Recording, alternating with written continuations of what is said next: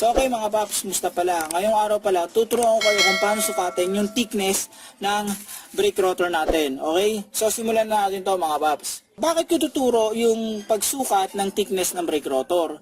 Ituturo ko to kasi para kahit paano alam natin kung kailangan na nating paltan yung brake rotor natin. Kasi may standard thickness yan at meron niyang minimum thickness. Ngayon halimbawa nag-decide kayo ipapareface to, tas nasukat nyo naman ipis na, imbis na ipareface nyo, syempre paltan nyo na lang. So madali lang magsukat ng thickness nitong brake rotor. So ito na kailangan natin mga paps.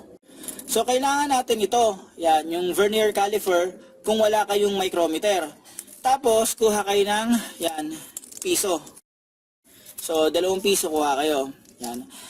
Kasi pag susukatin natin yung thickness nito, ganyan dapat yan, di ba? Sukatin natin ganyan. Tapos makikita natin kung ano yung sukat.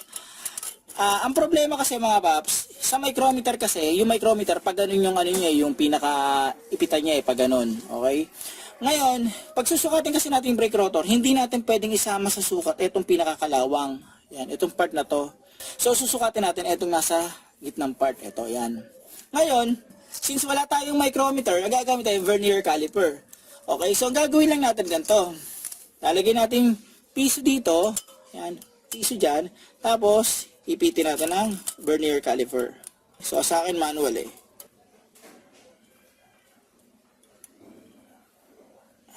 So yun siya.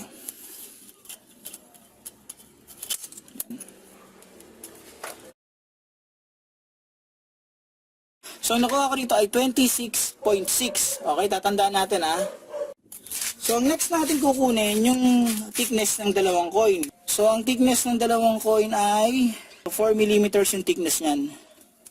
Since nakuha ko na yung thickness nito kasama yung coin, ang nakuha ko ay 26.6. Tapos yung thickness naman ng coin ay 4 mm. Ima-minus ko lang yung 26.6 sa 4 mm, bali ang sagot doon ay 22.6 mm. So bali etong part na to at saka sa likod na part yan, ang sukat niyan ay 22.6 mm. So ito pasok na pasok. So ito, power plus to. Ngayon ang gagawin ko para may reference tayo, pupunta ako doon sa kabilang side kasi yung kabilang side, pina-reface ko na yon. So ito mga paps, susukatin ko na to. Bali ito, na-reface na to. Tingnan natin yung makukuha ko. So, yan. Okay. So, ito yung nakuha ko mga paps. Yan. So, ang nakuha ko ay 26.4 mm. So, okay mga paps, ito yung nakuha ko. Doon sa Power Plus, meron akong 22.6 mm. Doon sa na-reface na stock, meron akong 22.4 mm. So, sa sakyan na to, ang standard ay 22 mm. Yung minimum naman niya ay 19 mm. So, pag 19 na yan, dito sa sakyan na to wala na to, yan, papaltan na to mga paps. Okay, para safe tayo. So, yan lang. So, paano mga paps, hanggang dito na lang yung video ko. Sana kahit paano, nakatulog tong video na to, in case na susukatin nyo yung thickness ng brake rotor nyo bago kayo magpa-reface nito. Okay? Paano mga paps, maraming salamat sa inyo.